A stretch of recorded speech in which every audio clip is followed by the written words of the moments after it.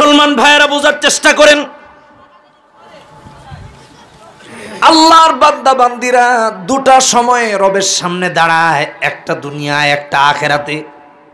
একটা বিচারের দিন দাঁড়াবে, আরেকটা হলো আল্লাহর বান্দা বান্দিরা দুনিয়াতে যখন আল্লাহু আকবার বলে নামাজে দাঁড়ায় তখন আল্লাহর সামনে দাঁড়ায়। দুনিয়ার দাঁড়ানোটাকে যদি গুরুত্ব না দেন, আখেরাতের দাঁড়ানোর দাম থাকবে না। নামাজে যখন কোরআন তেলাওয়াত করে আল্লাহর সাথে কথোপকথনে লিপ্ত হয়, আল্লাহ তো তিনি যিনি সমস্ত বাদশাদের বাদশা। ভালো করে বুঝেন, আমি যদি রাষ্ট্রের প্রধানমন্ত্রীর সাথে কথা বলতে থাকি, কার সাহস আছে সে বলবে হুজুর আর বললেন না? আছে কারো? বলেন একজন। হ্যাঁ, প্রধানমন্ত্রী যদি আমার কথা গুরুত্ব দিয়ে কথোপকথন, বুঝেন কথোপকথন মানে আমিও বলছি তিনিও বলছেন, দুজন কনভারসেশন করতেছে, কে বাধা দিবে? সাহস নাই কারো। তাহলে আল্লাহ তো সমস্ত বাচ্চাদের বাচ্চা।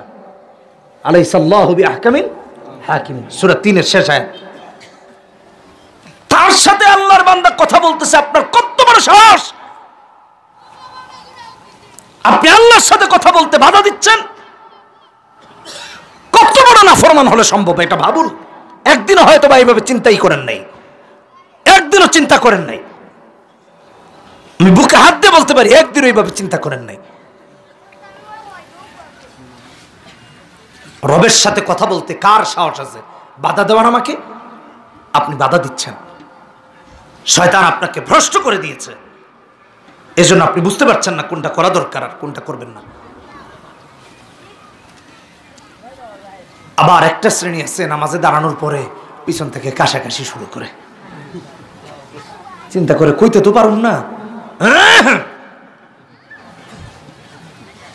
ভাবখানা এমন যে হুজুর আমার তো পিছন দিয়ে জামা নষ্ট হয়ে যেতেছে, আপনি তাড়াতাড়ি রুকুতে যান।